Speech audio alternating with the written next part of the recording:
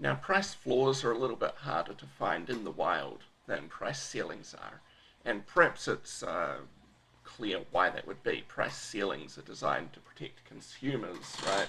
Consumers benefit from lower prices, at least in principle, whereas producers are the ones that benefit from higher prices, and producers will typically be a little bit less of a sympathetic group for politicians to try to favour.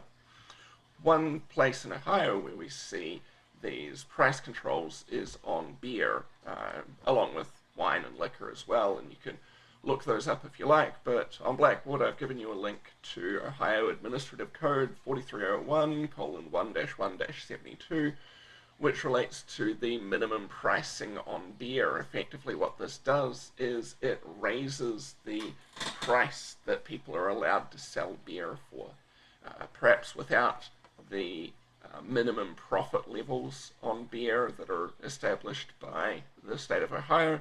The price of a bottle of beer might be down at $1, let's say, and instead it ends up being up at $1.50.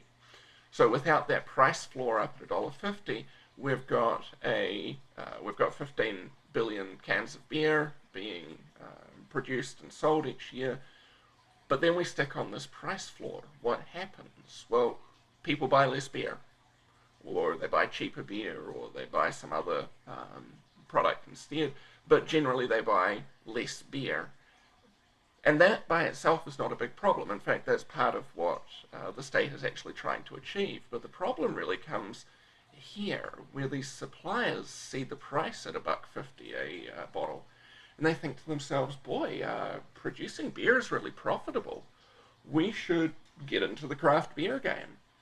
And if you go to the supermarket nowadays, you'll see the effect of this. You'll see hundreds and hundreds of different varieties of beer. We've reached probably, as I'm talking about this in 2023, a level where the market is pretty well saturated with all of the craft beer that it can handle, and yet there's still more and more craft breweries opening. It seems like every few months there's a local craft brewery that opens. Now, are all of those going to stay in business? Probably not, because a lot of them are producing this beer that's going to go unsold, right? In this market, we end up with 4 billion cans of beer that go unsold because these suppliers are receiving the wrong price signal. They're receiving a signal that buyers are willing to pay $1.50 a can or a bottle for this beer, but in reality, that's not the case. About 25% of this beer is going to end up going unsold.